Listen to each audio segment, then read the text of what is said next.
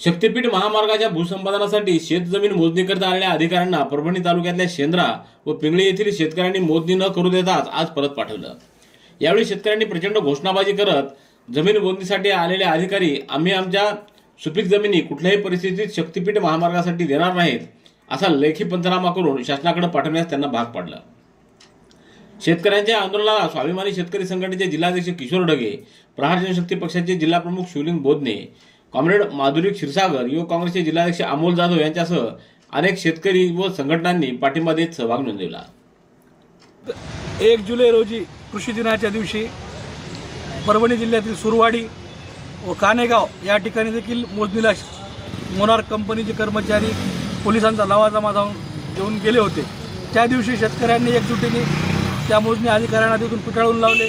तसेच आज शेंद्रा व पिंगळी येथे देखील हा प्रकार घडून आला व शेतकऱ्यांनी एकजुटीचं प्रदर्शन दाखवत त्या अधिकाऱ्यांना तिथून मोजणीपासून परावृत्त केलं। आमचं या सरकारला एवढंच सांगणं आहे, देवेंद्र भाऊ, तुमच्या स्वप्नपूर्तीसाठी शेतकऱ्यांची तुम्ही माती करू नका, हे तुम्हाला आमचं नम्र आणि कळकळीचं आव्हान आहे। जर तुम्हाला प्रेमाची भाषा कळत नसेल तर हा शेतकरी रुमणं खुरपं घेऊन तुमच्या सरकारला घालल्याशिवाय राहणार नाही, एवढं तुम्हाला आम्ही निश्चित सांगतो।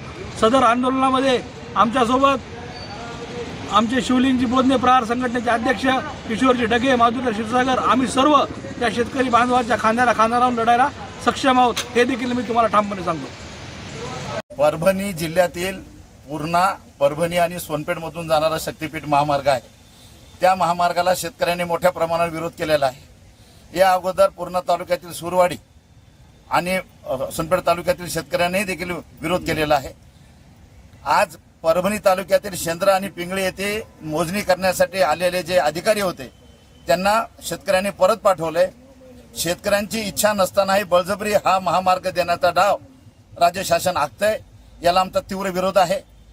आज जे आम्ही लढाया लढतोय त्या रस्त्यावरचे आहेत, ह्या शांततेच्या मार्गाने आहेत। जर सरकारने बळजबरी जर यांच्या जमिनी घेण्याचा प्रयत्न केला तर भविष्यामध्ये एकही मंत्री आणि लोकप्रतिनिधी रस्त्यावर फिरू दिला जाणार नाही।